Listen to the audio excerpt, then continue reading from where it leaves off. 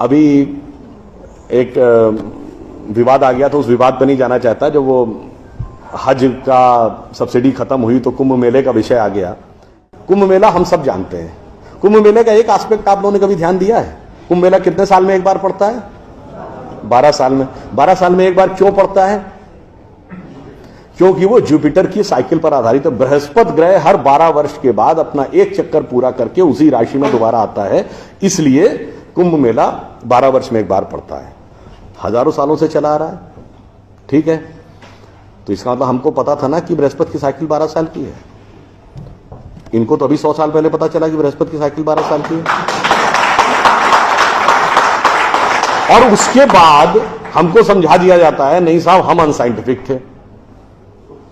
अब आप एक और बड़ी मजेदार बात देख लीजिए। सूर्य ग्रहण और चंद्र ग्रहण पड़ता है तो उसका डेट और टाइम कौन तय करता है? सरकार घोषणा करती है ना, टीवी पे आता है, रेडियो पे आता है, अखबार में आता है। किस बेस पे आता है?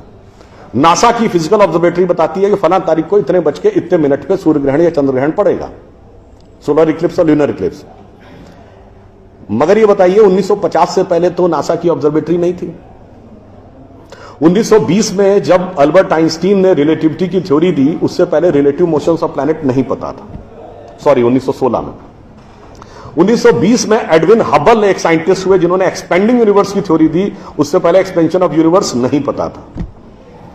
1900 में मैक्स प्लैंक साइंटिस्ट हुए जिन्होंने लाइट की क्वांटम की थ्योरी दी, फोटॉन्स वाली, उससे पहले प्रोपोगेशन ऑफ लाइट ही नहीं पता था। 1897 में जे टॉमसन ने इलेक्ट्रॉन खोजा, उससे पहले आप मानते थे एटम अनडिविजिबल है। और 1633 में आप ये कहते थे, गैलीलियो को फांसी दे रहे थे इस बात के लिए कि उसने कहा सन रिवॉल्व्स राउंड द अर्थ गलत है। तो भैया आप 380 साल चल के जहां पहुंचे हैं, हमारा पंचांग तो युधिष्ठिर के जमाने से एज इट इज चला आ रहा है 5100 साल। मतलब ये लॉजिक नहीं है, ये तो साइंटिफिक प्रूफ। फिर भी हमें समझाया जाता है कि साहब जो हमने सोचा उस सब हम अनसाइंटिफिक थे, हम गलत थे। बड़ी मजेदार बात है। इन ए स्पैन ऑफ लिविंग जनरेशन 50 साल में देखिए ये जो अर्बन नक्सल्स थे उन्होंने हमारे दिमागों में क्या क्या भरा और फैक्ट क्या था। 50 साल पहले जिस जिस चीज का मजाक उड़ाया गया वो चीज आज ठीक उसके उलट हो गई। 50 साल पहले कहते थे अरे यार ये अगर खेती करनी है तो mechanise farming, chemical fertiliser use करो। गाय के गोबर से कोई खेती होती है? आदमी चांद पे पहुंच गया, तुम गाय के गोबर पे पड़े हो। आज नहीं, ऑर्गेनिक फार्मिंग। 50 साल पहले क्या कहते थे? अरे भाई ये जड़ी बूटियों फल पत्ती खाने से कोई इलाज होता है? नीम हकीम खतरा है जान। खाना है तो नई दवाएं खाओ, क्लोसिन, मेटासिन, टेरामाइसिन। आज आप क्या कहते हैं? नहीं, केमिकल नहीं, हर्बल मेडिसिन की तरफ जाओ। ठीक, आज से केवल 50 साल पहले आप ये कहते थे, जब हम कहते थे पेड़ों की रक्षा करो, जंगल की रक्षा करो, पहाड़ की रक्षा करो, कहते थे this is the reminiscence of a primitive tribal civilisation.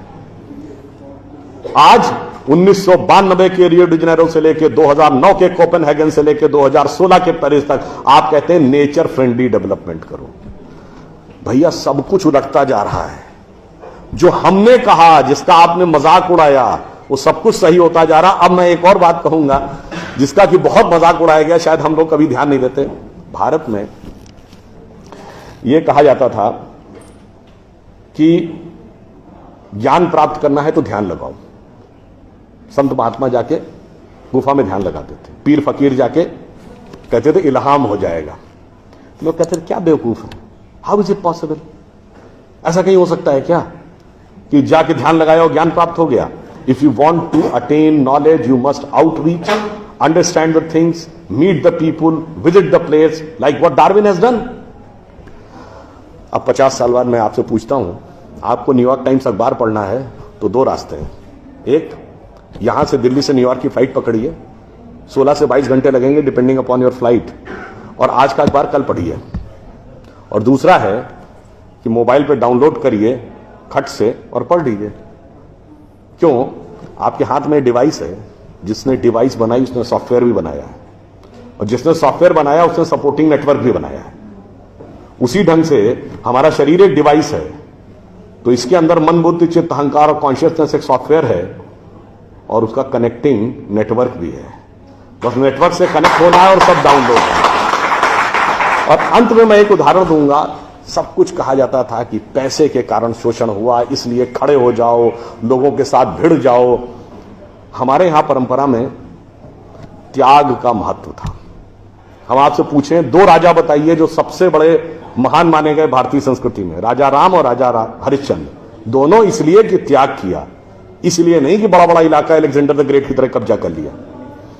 अब मैं एक आपको उदाहरण देता हूं, वो त्याग कैसे समाज में रचा बसा था। हमारे पूज्य संतों में से एक हुए संत रविदास, काशी के रहने वाले थे। उनके पास भगवान राम की एक मूर्ति थी। काशी नरेश उनके पास गए, कहा जाता था इतनी सिद्ध मूर्ति है, आप कृपया इसे मुझे दे दीजिए।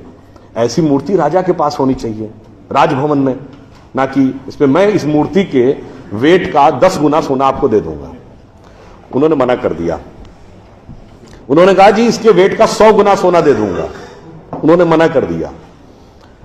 तो राजा को थोड़ा क्रोध आ गया। उसने कहा ऐसा है रैदास जी, आज जिस झोपड़ी में रह रहे हैं इसमें जितना सोना आ सकता हो नीचे से ऊपर तक उतना भर लीजिए, उतना मैं आपको देने को तैयार हूं। तो एक बार उनकी पत्नी का मन आया कि भाई ऐसा बढ़िया ऑफर नहीं मिलेगा, अब हमें इस पर विचार कर लेना चाहिए। रैदास ने क्या जवाब दिया? एक मोरो राम नाम धन, एक मोरी आशा, ऊ धन आई है ई चले गई हैं, ना चाहे भगत रैदासा। मना कर दिया। रैदास जी क्या थे?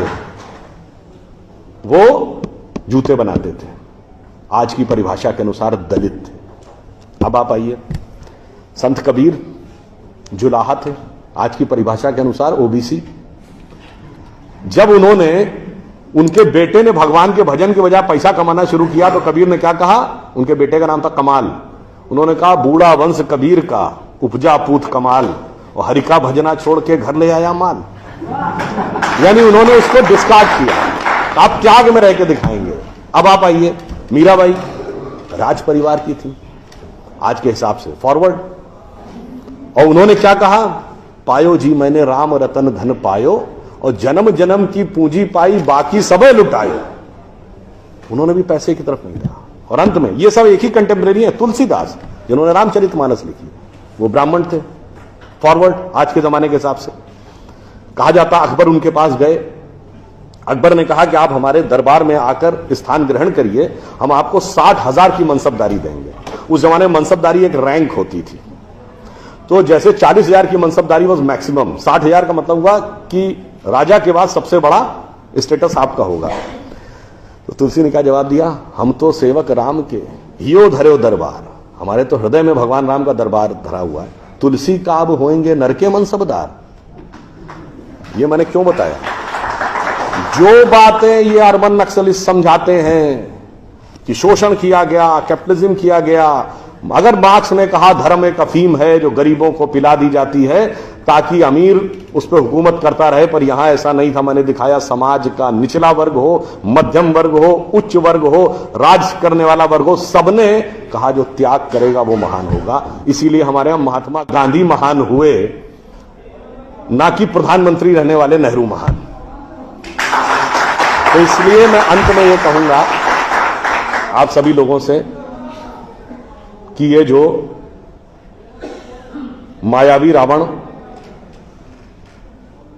साधु का वेश बना के आता है, सूक्ष्म दृष्टि से इसको समझिए और आश्वस्त रहिए कि वो चाहे कितना भी मायावी हो, अंत में विजय हमारी ही होगी, क्योंकि हम आज दुनिया के यंगेस्ट नेशन है। जैसा अभी नलपत जी ने कहा ना कि भाई people like us we are in minority. हम देश दुनिया के सबसे युवा देश हैं, यह सत्य है, मगर यह अर्ध सत्य है। हम सबसे युवा देश और सबसे प्राचीन सभ्यता है। We are the youngest nation and the oldest civilisation. तो एक गौरवशाली हमारा भूतकाल है और एक शानदार भविष्य है जो हमारी प्रतीक्षा कर रहा है। बस बीच के इस माया के प्रपंचों को से हम बचे रहें तो कहीं कोई संदेह नहीं है। एक पंक्ति कहकर समाप्त करूंगा कि गौरवशाली था भूत, भविष्य भी महान है, अगर संभालें आप उसे जो वर्तमान है। धन्यवाद।